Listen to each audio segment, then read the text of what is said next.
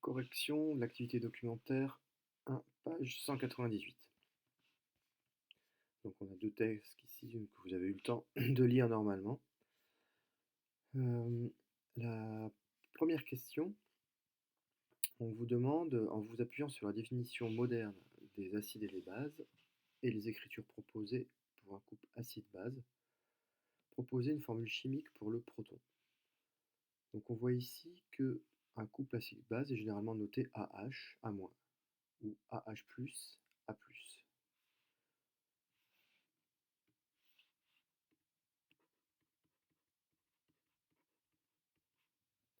H1- ou AH+, A. Donc ici, c'est un couple acide-base. Donc c'est-à-dire que ici, à gauche, c'est la forme acide, et à droite, c'est la forme basique. Ici, c'est la même chose, acide et base. Dans la définition d'acide et base de Bronsted, on dit que un acide est une entité chimique capable de perdre un proton. Donc l'acide ici a perdu un proton pour devenir sa base conjuguée. A l'inverse, la base est capable de capter un proton, donc la base ici vient capter un proton et se retrouve ici à gauche. Donc on peut se demander, l'acide ici perd un proton, mais qu'est-ce qu'il a perdu? Qu'est-ce que AH a perdu pour devenir A-? Ou plus facilement, peut-être ici d'ailleurs, qu'est-ce que AH+ a perdu pour devenir un A? C'est un peu évident ici, AH+, la forme écrite AH+ devient A si elle a perdu un H+. Donc si elle a perdu, d'après ce qui est marqué ici, capable de perdre un proton, donc le proton, un proton. Qu'est-ce que c'est? Eh bien, c'est un H+.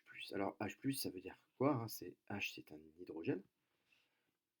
Donc, H, l'atome d'hydrogène, il ne faut pas oublier que c'est formé de un proton, ici, et un petit électron qui tourne autour.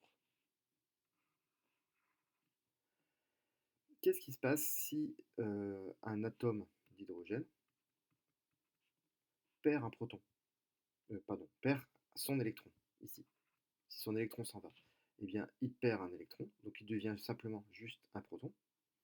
Et sa formule chimique, puisque ici il est neutre avec une charge négative, c'est que ici on a une charge positive et une charge négative. S'il devient neutre, il est neutre, donc s'il perd un électron, il va devenir positif. Donc sa formule chimique c'est H, donc l'atome H, qui se transforme en ion en quelque sorte, plus. Donc en effet, la formule chimique H+, correspond bel et bien à un proton. Voilà, donc voilà de quoi on va parler ici dans ce chapitre. L'acidité, un acide, c'est quelque chose qui possède des protons. Le proton est responsable de l'acidité des, des solutions. Puisqu'ici on parle des acides et des bases dans une solution. Deuxième question. En déduire la demi-équation protonique mettant en jeu le couple CH3COH, CH3COO- et un proton. Alors une demi-équation protonique, c'est l'équation chimique qui permet de nous faire passer de CH3COH à CH3CO-. Alors c'est très facile à écrire puisque ça sera toujours, pour écrire une demi-équation protonique, on va écrire ce qui est à gauche va donner ce qui est à droite plus un proton. CH3COOH, l'acide, la forme acide de l'entité chimique, CH3COH, va donner donc sa base conjuguée, CH3COO-, en fournissant un proton H+. Voici la demi-équation protonique. Troisièmement, l'acide chlorhydrique faisant partie des couples acide-base notés AH- A-, donnait la formule chimique de sa base conjuguée. L'acide chlorhydrique se note AH et A-.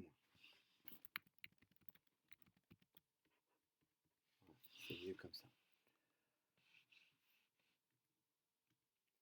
Donc l'acide chlorhydrique, c'est un des acides les plus connus. Il a pour formule chimique HCl. C'est-à-dire que on va écrire HCl, c'est la forme acide. La couple acide-base. À gauche, ici, on écrit tout le temps l'acide. Donc, à droite, ici, on va devoir marquer, donc, en se fiant à ici, on voit bien que A ici, ce A ici, c'est ça. Voilà, c'est cette partie ici, qu'on appelle A. Et le H, il est ici à gauche. C'est juste très visuel. Donc, bah, la partie A-, bah, c'est A, mais avec un moins à côté. Donc, le A, on a dit que c'était Cl, le chlore, et moins. Donc, voici ici ce qu'on appelle la formule chimique de la base conjuguée. Voilà, ça, c'est la base conjuguée de l'acide HCl.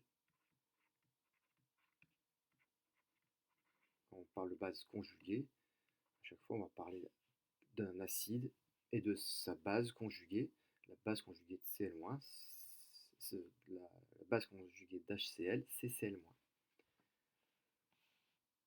Quatrième question, écrire l'équation de la réaction acido-basique pouvant avoir lieu entre deux molécules d'eau.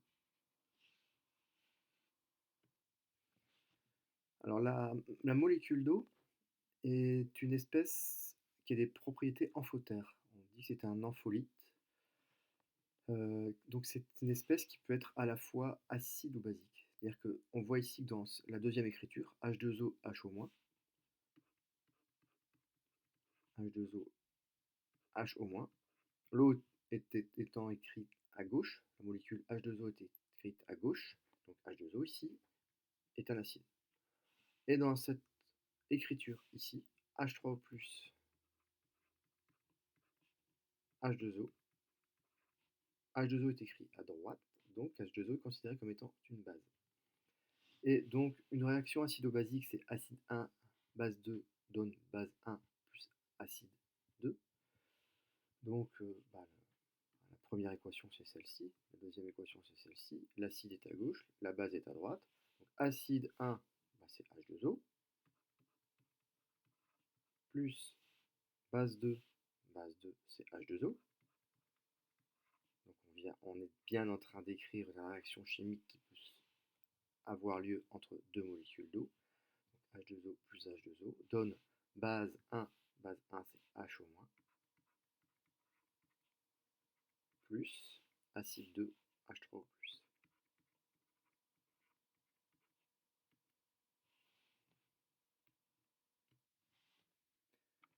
Cinquième question. Une eau pure ne contenant que des molécules d'eau peut-elle exister? Alors, on peut peut-être aller voir ce qui se passe quand on tape 2-3 petites recherches sur Wikipédia. On constate ici que la page sur la molécule d'eau nous dit dès le début, en préambule, la molécule d'eau de formule H2O est le constituant essentiel de l'eau pure. Celle-ci contient également des ions, résultant de l'autoprotolyse de l'eau. Alors l'autoprotolyse de l'eau, qu'est-ce que c'est, hein? Une autoprotolyse, c'est pas facile à dire, c'est une réaction de transfert de protons entre deux molécules identiques. C'est bien ce qu'on vient d'écrire dans notre écriture ici.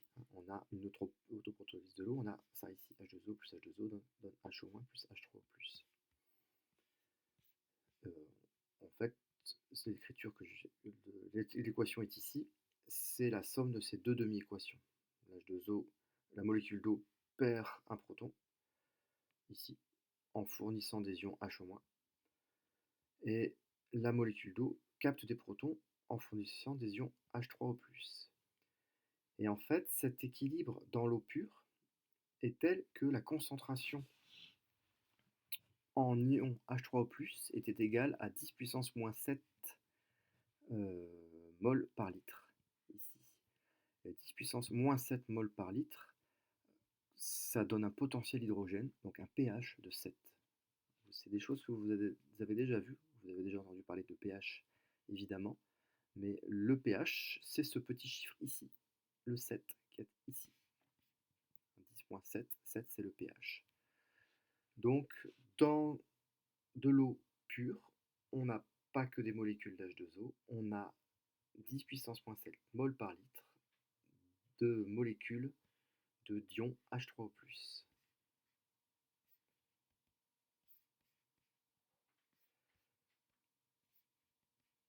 Donc ici on peut répondre dans la question 5, non, l'eau pure contient aussi des ions, contient également des ions HO- et H3O+.